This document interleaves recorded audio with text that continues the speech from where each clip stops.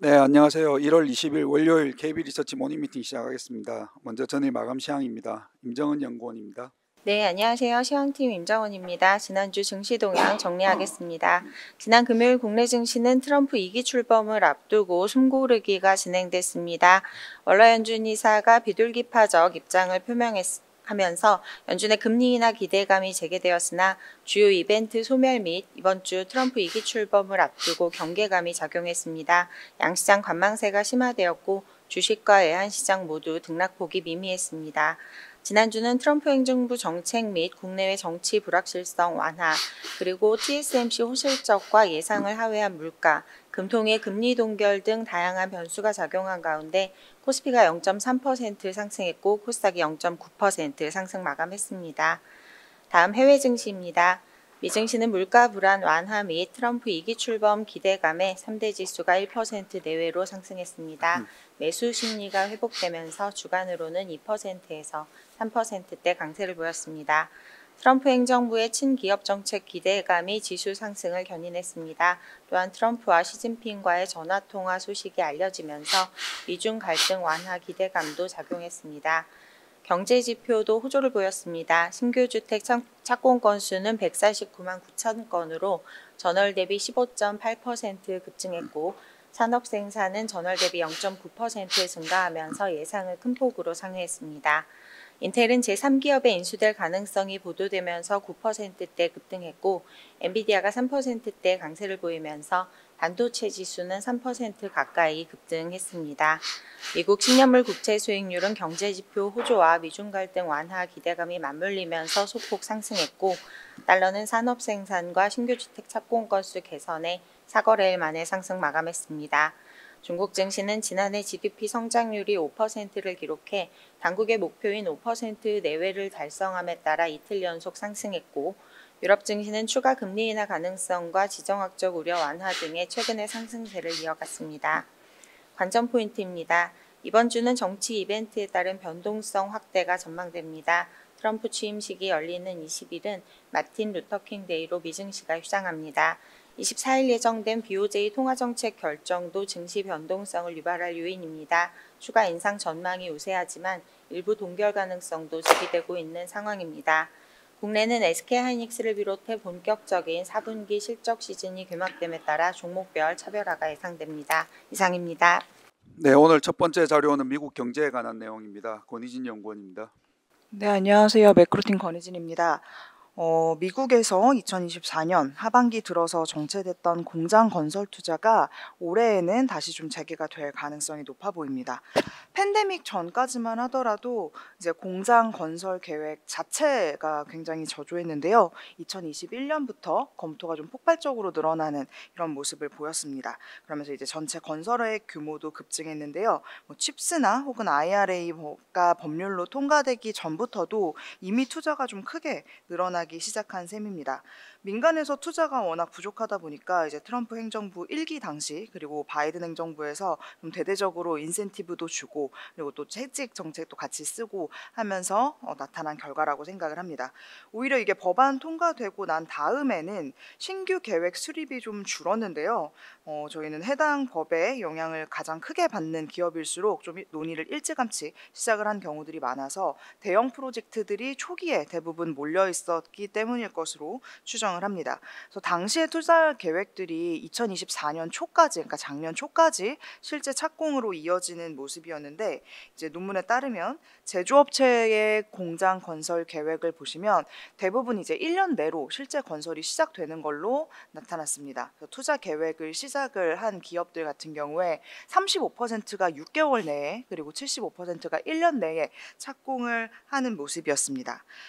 긍정적인 점은 뒤에 그림에서 보시는 것처럼 지난해 하반기에 새로운 프로젝트들을 계획하기 시작한 규모가 굉장히 크게 확대를 했다라는 점입니다. 대부분의 투자 계획들이 1년 내로 집행이 되는데 지난해 하반기 같은 경우에는 정치적인 불확실성 때문에 계획한 이 프로젝트들이 실제 집행이 연기됐다라는 점들을 좀 고려를 해서 생각을 하자면 이때 크게 늘어난 계획들이 올해 상반기에 많이 집행이 될 가능성이 높다라고 보실 수가 있을 것 같습니다. 그래서 주요한 프로젝트들이 예정대로 진행이 된다라고 생각을 해보면 연간 한 500억 달러 이상의 설비 투자가 진행될 가능성이 높아 보입니다. 이상입니다. 네, 미국의 제조업 건설 투자, 즉 공장 건설이 지난해 하반기에 좀 정체됐는데요. 대선을 앞둔 정치적 불확실성 등이 주요 배경입니다. 이제 그런 부분이 해소되었기 때문에 올해 들어서 재개될 것으로 예상이 되고요. 반도체 배터리 등 제조업 중심의 프로젝트들이 다수 대기 중입니다. 연구 결과 등을 통해서 보면은 공장 건설 계획 후에 75% 정도가 1년 내 착공되는 것을 감안했을 때 올해 상반기에 집행이 시작될 가능성이 높다는 의견입니다. 네, 다음은 중국 GDP 성장률에 관한 내용입니다. 박수현 연구원입니다. 네, 지난주 중국 4분기 GDP 성장률 연간 기준으로도 같이 발표됐습니다. 시작 예상과 달리 연간 기준으로 성장률 5% 달성에 기어코 성공을 했는데요. 다만 제가 제목에 달아놓은 것처럼 2024년 GDP에서 특히나 앞으로의 경제 성장 불확실성이 조금 더 대두됐다라고 볼 수 있습니다. 사실 중국이 지난해 기준으로 GDP 성장률 5%를 달성할 수 있었던 가장 주요한 배경은 수출과 산업 생산의 기여도가 올라간 것이기 때문입니다. 트럼프 대통령이 취임을 앞두고 있는 상황에서 중국이 사실 수출에 대한 기대감을 높게 가져갈 수가 없는 상황입니다. 중국의 연간 산업별 GDP 성장률 기여도를 보면 빨간색 부분이 2차 산업인데요. 2차 산업의 기여도가 쭉 떨어지다가 다시 올라가는 모습을 코로나 이후에 보이고 있다라는 것을 통해서 우리가 중국이 산업 생산과 수출을 통해서 경제를 버티고 있었다라는 것들에 대한 데이터를 한 번 더 확인할 수 있었습니다. 특히나 수출 지역들을 우리가 좀 뜯어서 본다고 하면 중국이 2024년 기준으로 아세안이 16%, 미국이 15% 정도로 그리고 EU가 14% 이렇게 세계가 가장 높은 비중을 차지하고 있는데 아세안은 중국이 미국에 수출하기 위한 우회 지역으로 주로 활용을 하고 있기 때문에 사실상 아세안과 미국이 상당 부분 모두 다 중국이 미국향 수출로 해서 여전히 한 20에서 25% 정도가 중국의 대미 수출 비중이 되지 않나라고 추정이 되고 있습니다. 트럼프 당선인이 IEEPA 선포를 통해서 의회 승인 없이 대중국 관세 인상이 가능하도록 조치를 취하고 있기 때문에 올해는 중국의 대미 수출이 예상보다 빠르게 감소할 가능성이 있습니다. 고정자산 투자는 여전히 부동산 투자가 상당히 부진하게 나타났고 제조업과 인프라 투자도 전원치를 하회해서 내려갔습니다.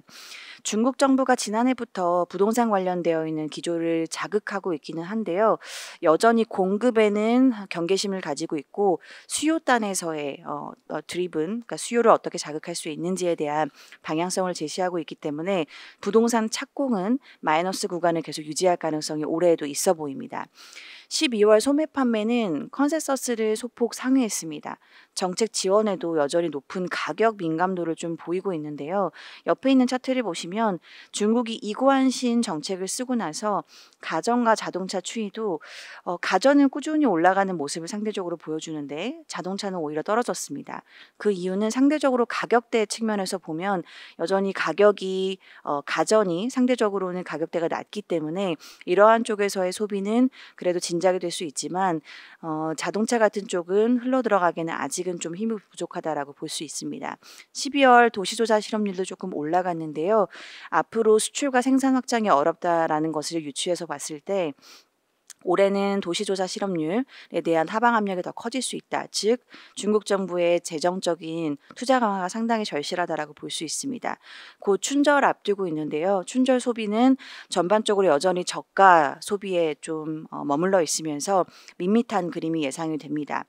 양회에서도 컨센서스를 굉장히 큰 폭으로 상회하기보다는 예상 정도로 나올 가능성이 있어 보여서 중국 주식은 고배당과 IT텍 조합으로 말씀을 드립니다. 이상입니다.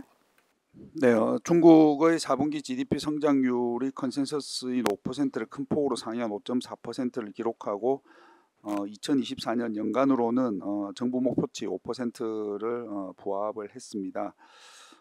다만 역설적으로 트럼프 정부 출범을 앞두고 선주문 물량 등의 영향이 있는 것으로 좀 판단이 되고요. 이는 이제 올해의 수출이나 생산 등에서 상대적으로 이제 하방 압력으로도 좀 작용할 수 있다라는 의견입니다. 연초에 이제 그 소비 확대, 품목 확대가 이제 유구한신이 되었지만은 춘절 소비가 밋밋한 수준에 머물 가능성으로 있기 때문에 지수보다는 고배당과 IT 전략 조합을 유지를 합니다. 네, 다음은 계량 분석 퀀트 자료입니다. 김민규 연구원입니다. 네, 안녕하세요. 퀀트 담당하고 있는 김민규입니다. 오늘 자료는 외국인 입장에서 한국 증시의 밸류에이션을 어떻게 볼까 고민해본 자료인데요. 지금 현재 코스피의 12개월 선행 P, 그러니까 지금의 주가를 앞으로 12개월 동안 벌어들일 이익으로 나눈 그 배수가 8.7배를 기록하고 있는데요.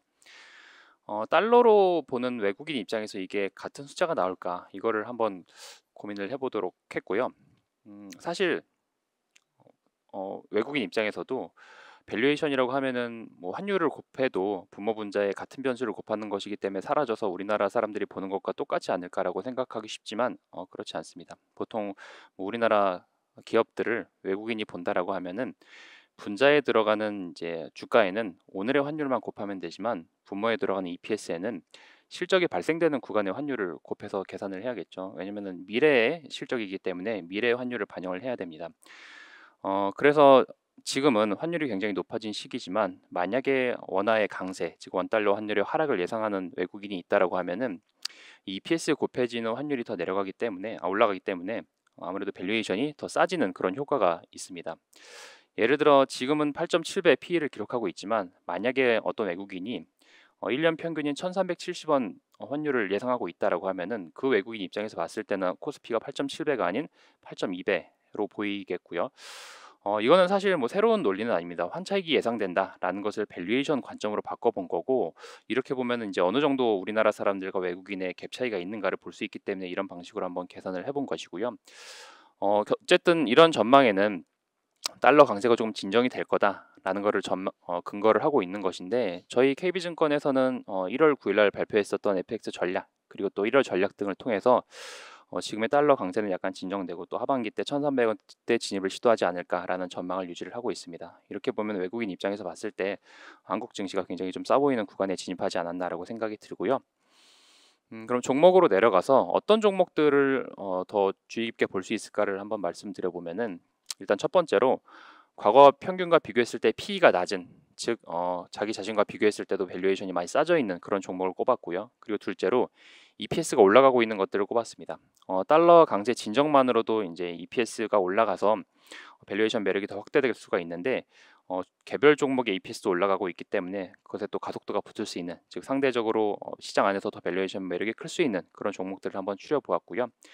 코스피 대형주들 중에서는 뭐 네이버, 삼성바이오로직스 그리고 이런 조선주들 또 하나한국전력 이런 것들이 꼽아져 나왔고 코스닥 중소형주들 중에서는 리가캠바이오, 알테오젠 뭐 이런 소프트웨어 종목들 등등이 있었습니다. 자세한 리스트는 자료 참조 부탁드리겠습니다. 감사합니다. 네, 현재 코스피의 12개월 선행 P는 8.7배인데요. 외국인들 입장에서는 환율을 감안하면은 이보다도 좀 더 싸게 저평가가 더 확대되어 보일 수 있습니다. 향후 이제 달러원의 항방은 당분간은 높은 수준에서 뭐 등락할 수 있겠지만은 정치적 불확실성 해소라든지 트럼프 취임 이후에는 점차 조금 하향 안정될 것으로 예상하고 있기 때문에 이러한 부분을 반영을 하면은 외국인 입장에서는 저평가 매력이 한국 주식에 대한 저평가 매력이 좀 더 부각되지 않을까라고 예상을 한다는 내용입니다. 관련된 종목 첨부돼 있으니 자료 첨부 부탁드리겠습니다. 네, 다음은 인도 시장에 관한 내용입니다. 김승민 연구원입니다. 안녕하세요. 아시아시장팀 김승미입니다. 오늘은 인도 제조업 관련해서 설명드리도록 하겠습니다. 먼저 인도 모디 총리는 2014년 메이크 인 인디아를 시작으로 다양한 제조업 육성 정책을 추진해왔습니다. 이런 정책을 통해서 글로벌 기업과 인도 현지 기업들이 인도 내 생산기지를 구축해서 내수와 수출에 많은 기여를 하고 있는데 그중에서 가장 눈에 띄는 효과를 보이고 있는 부분이 휴대전화입니다. 코로나19 시기 이후부터 휴대전화 수출 규모가 매년 최고치를 경신하고 있고 2014년 현재까지 발표된 1월에서 10월 누적 규모가 이미 작년 12개월 수준을 모두 상회하고 있습니다. 인도 제조업은 주로 중간재를 수입해서 생산하거나 조립하는 형식을 보이고 있는데요. 그렇다 보니 중국에 대한 의존도가 높아서 미중 갈등으로 인한 단기적인 불확실성이 커질 수 있다고 판단을 합니다. 최신 외신 보도에 따르면 인도에 진출해서 아이폰을 생산하고 있는 폭스콘이 중국으로부터 스마트폰 속도 검사 장비를 수입하는 과정에서 생산 장비 및 자재 선적이 지연되고 있다고 합니다.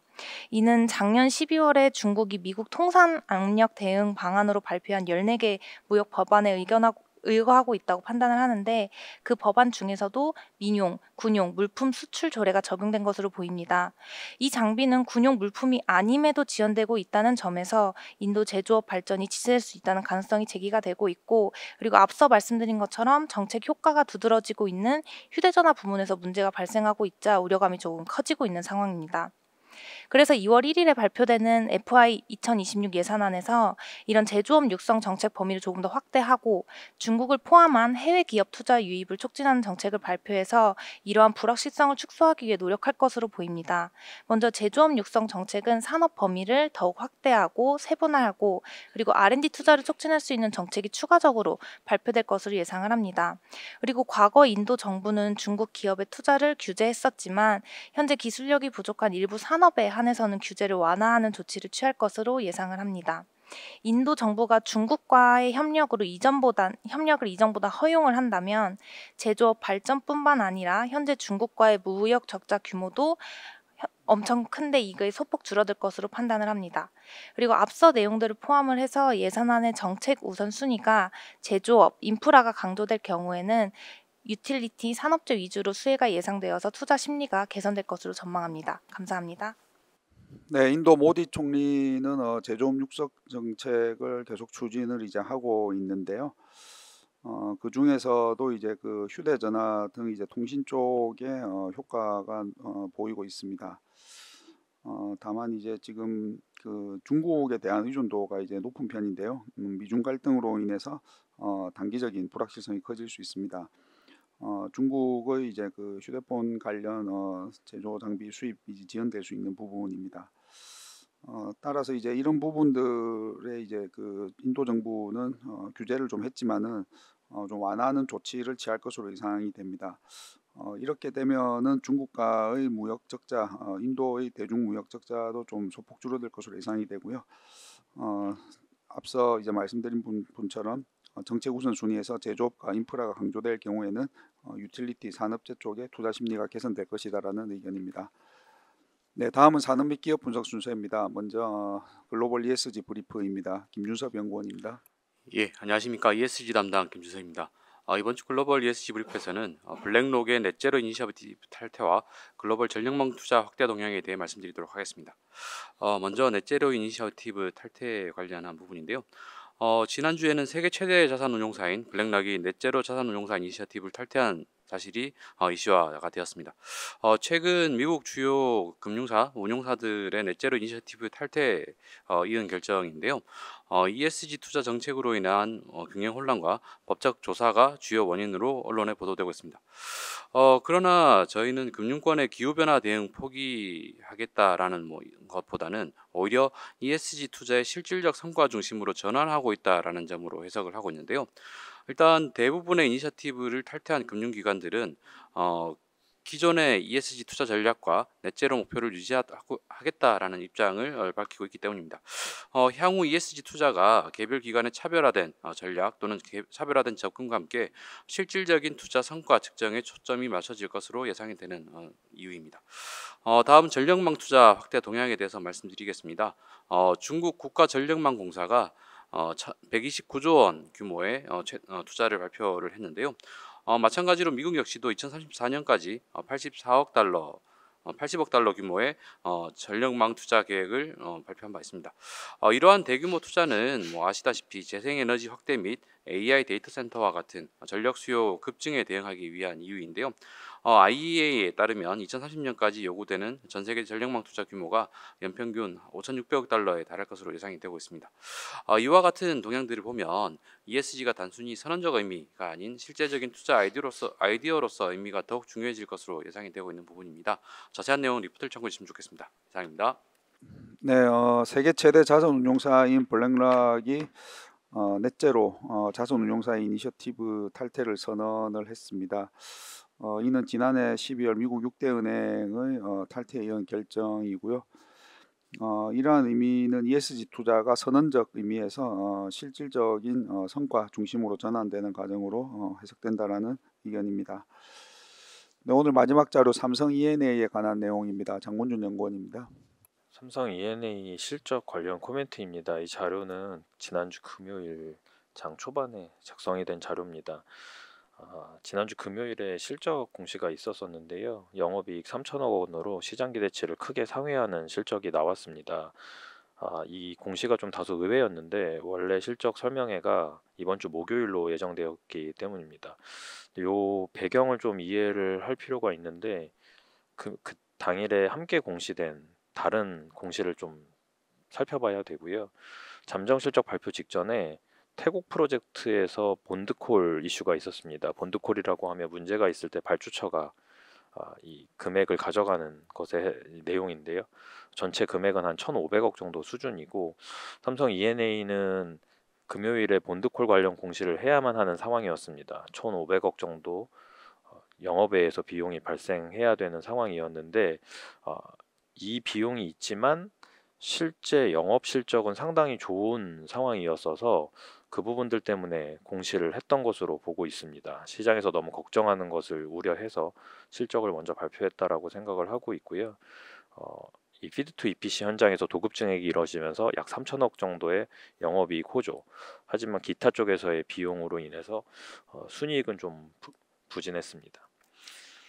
저희는 당일 주가는 한 8% 정도까지 올랐다가 한 4% 정도대 상승으로 마감을 했는데 그동안 지나친 조정이었었기 때문에 장중 주가 상승은 좀 당연한 부분이 있었다고 생각을 합니다. 다만 그간 주가 하락의 주된 이유가 이익 창출력은 아니었다는 점에서 추세 상승을 위한 조건은 동일하다고 생각을 하고 있고요. 실적 발표에서 주주환원 정책 발표가 꼭 필요하다라는 생각입니다. 다음은 업종 코멘트입니다. 건설업종 대응 전략을 좀 간단하게 작성을 해봤고요. 정치적 불확실성과 시장 대응을 위한 매도로 건설업종 부진이 두드러지고 있습니다. 정책 불확실성에 따라서 업종에 대한 판단 유보라는 논리적 흐름이 베이스가 되고 있다라고 생각을 하고 있고요. 과거 탄핵 정국에서 주가 흐름을 보면 불확실성이 부각된 최초 2개월이 상당히 부진했습니다. 최초 2개월 정도 주가가 상당히 부진하고 이후에 좀 반등을 했던 것을 볼 수 있고 이 최근 분위기 보면은 일단 1개월 반 정도 시간 동안 상당히 부진한 상황이다 말씀을 좀 드리도록 하겠습니다.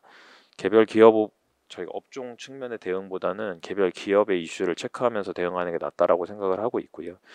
HDC 현대산업개발의 경우에는 단기적으로 좀 부담이 있다라고 생각을 하고 있습니다만 2분기 이후 본격적인 실적 개선 등을 바탕으로 낙폭과대가 부각되는 시점이 있을 것으로 보고 있고 현대건설을 주요 변수 기업으로 보고 있는데 4분기 실적에서 과감한 비용 정리가 있을 경우에는 주가 상승이 가능하다라고 생각을 하고 있습니다. 업종에 대해 무관심이 지속될 경우에는 DLENC가 상반기 주가 상승 가능성이 있다라고 생각을 하고 있고요. SMR 노출도가 있기 때문입니다. 자세한 내용 리포트 참고 부탁드립니다. 네, 삼성 E&A의 서프라이즈 공시가 있었는데요. 태국 프로젝트의 본드콜 계약 이행 보증 청구권 관련 공시 관련된 내용이라는 자료와 건설업종의 국내 정치적 불확실성 관련한 자료였습니다. 네, 이상으로 1월 20일 월요일 KB 리서치 모닝 미팅 마치도록 하겠습니다. 감사합니다.